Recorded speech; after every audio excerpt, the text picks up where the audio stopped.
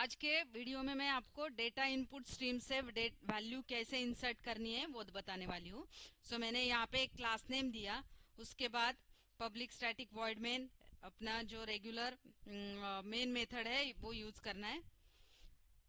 तो जैसे कि बफर रीडर से वैल्यू एक्सेप्ट कर सकते हैं, स्कैनर से कर सकते हैं, या फिर स्कैनर क्लास, या फिर आप कमांड लाइन से वैल्यू इनपुट कर सकते हैं। तो मेरे पहले वीडियो में मैंने आपको वो एक्सप्लेन किया है, वो आप देख सकते हैं। अब डेटा इनपुट स्ट्रीम क्लास से, जो कि इनबिल्ट क्लास है जावा का, उससे हम डेटा एक्सेप्ट करेंगे। ये क्लास जो रहेगा आपका, ये इनबिल्ट क्लास है। इसका ऑब्जेक्ट बनाना पड़ेगा।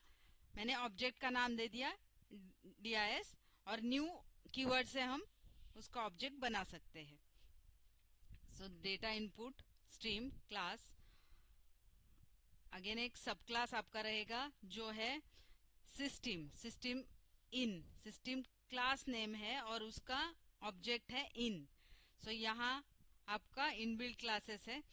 बट ये जो डेटा इनपुट स्ट्रीम से हम ऑब्जेक्ट क्रिएट करते हैं, ये इनबिल्ट है, इसलिए कौन से पैकेज में है वो IO पैकेज। जो आप वैल्यू एक्सेप्ट करते हो वो जावा के IO पैकेज में ये क्लासेस राइट किए हुए हैं।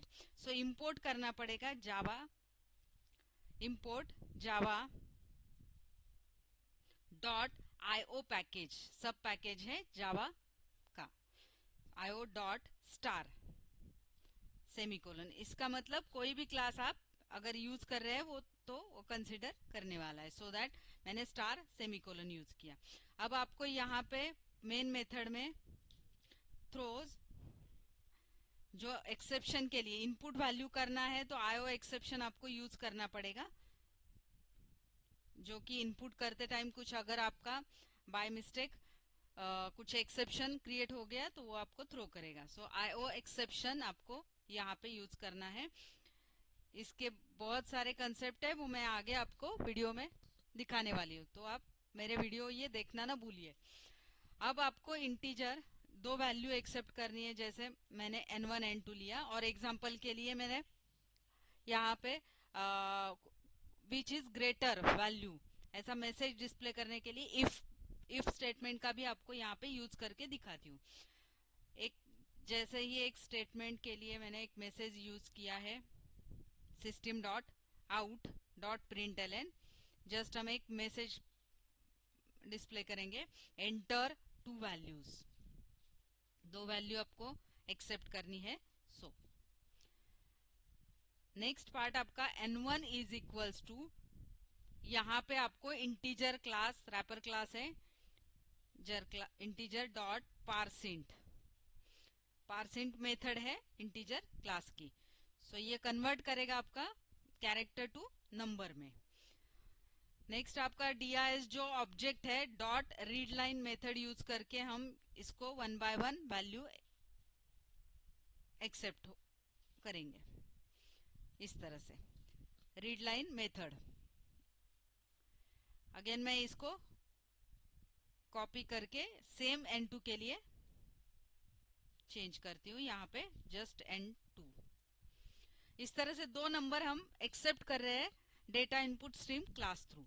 अब ऑपरेशन के लिए मैंने इफ यूज किया, if N1 is greater than N2। आपका मैसेज में जो भी आपको डिस्प्ले करना है N1 ग्रेटर, यहाँ पे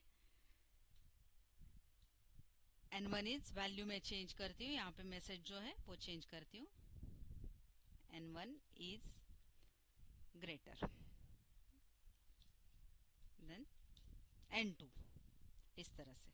सेम अगेन आपको यहाँ पे एल्स पार्ट रहेगा। एल्स में आपको चेक करने की जरूरत नहीं, जस्ट वो मैसेज डिस्प्ले करेंगे, same N2 is greater. By default 2 value अगर आपकी रहेगी तो एक चेक करने की जरूरत है, दूसरी चेक करने की जरूरत नहीं, वो अपने आप सेम आ जाएगा एल्स पार्ट में, greater than N1। Okay, now करली ब्रैकेट क्लोज मेन मेथड की और क्लास की कर्ली ब्रैकेट क्लोज। अब आपको ये कंपाइल करना है और रन करना है, सेव करना है फाइल। सो सेव के लिए लोकेशन आपका रहेगा सी प्रोग्राम फाइल्स जावा जेडीके बिन, और यहाँ पे आपको क्लास नेम और डॉट जावा एक्सटेंशन यूज करके सेव करना है। तो इस तरह से मैंने फाइल सेव की। अब आपको सीएमडी में जाना है, जो कंपाइल करना है प्रोग्राम जावा सी, अगेन आपका क्लास नेम डॉट जावा, इस तरह से। अब ये नोट आ जाएंगी, आपका प्रोग्राम आगे रन हो जाएगा, ये एरर नहीं है मेरे। मैंने यहाँ पे जावा और क्लास नेम यूज किया है जो रन करने के लिए। तो एंटर 2 वैल्यूज। अब मैं 2 वैल्यू यहाँ पे एंटर करने वाली हूँ, जो which is greater, n1 is greater than n2, 56 और 23, इस तरह से वैल्यू एंटर की। उसके बाद आपको दिखाई दे रहा है ये मैसेज, जो रिजल्ट आ गया। अगर आपको फिर से इसको रन करना है तो आप सेम जावा और क्लास नेम यूज कर सकते हो। और अब मैं आपको वैल्यू यहाँ पे चेंज करके दिखाती हूँ। जैसे 89 मैंने यूज किया और 99, तो n2 ग्रेटर है, n2 is greater than n1। तो इफ एल से भी सिंपल प्रोग्राम आपको मैंने दिखाया, और डेटा इनपुट स्ट्रीम से। तो मेरे वीडियो को आप लाइक, शेयर और सब्सक्राइब करना ना भूलिए।